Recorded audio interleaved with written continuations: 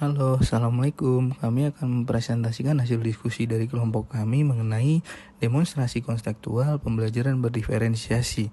Perkenalkan, anggota kelompok kami yang pertama Amalia Nur Cahyani, yang kedua Putri Maharani, yang ketiga Enggar Oktavianto, yang keempat Baresi Wulandari.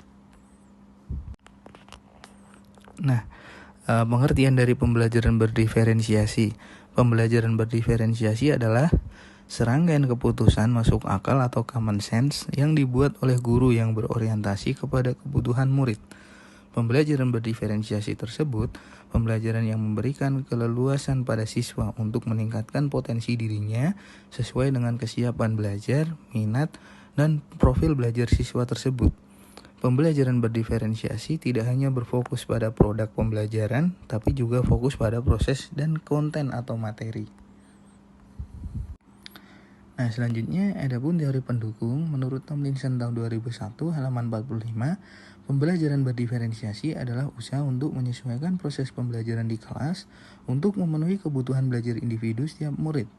Alam mendiferensiasikan pengajaran, guru dapat memodifikasi 5 unsur kegiatan mengajar, yaitu materi pelajaran, proses, produk, lingkungan, dan evaluasi. Howard tahun 1999 dan Weber tahun 2001. Pembelajaran berdiferensiasi bukanlah berarti bahwa guru harus mengajar dengan 32 cara yang berbeda untuk mengajar 32 orang murid. Bukan pula berarti bahwa guru harus memperbanyak jumlah soal untuk murid yang lebih cepat bekerja dibandingkan yang lainnya.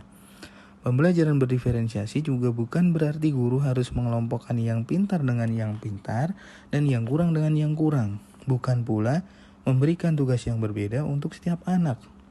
Pembelajaran berdiferensiasi bukanlah sebuah proses pembelajaran yang semrawut atau chaotic, yang gurunya kemudian harus membuat beberapa perencanaan pembelajaran sekaligus, di mana guru harus berlari ke sana kemari untuk si A, si B, atau si C dalam waktu yang bersamaan. Bukan, guru tentunya bukanlah malaikat bersayap atau hero man yang bisa ke sana kemari untuk berada di tempat yang berbeda-beda dalam satu waktu dan memecahkan semua permasalahan.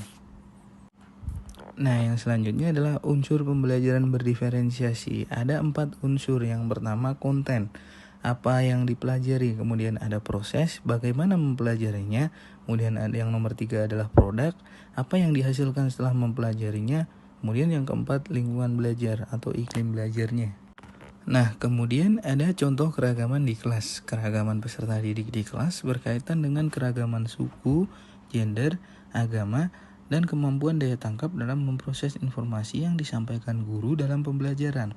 Selain aspek kemampuan daya serap, di kelas juga terdapat keragaman siswa dari aspek yang lain, mengingat siswa sebagai individu yang kompleks mulai dari potensi, karakteristik, kepribadian, identitas, talenta, bahkan kesadarannya untuk belajar. Kutipan dari Aziz Hamka Abdul 2012.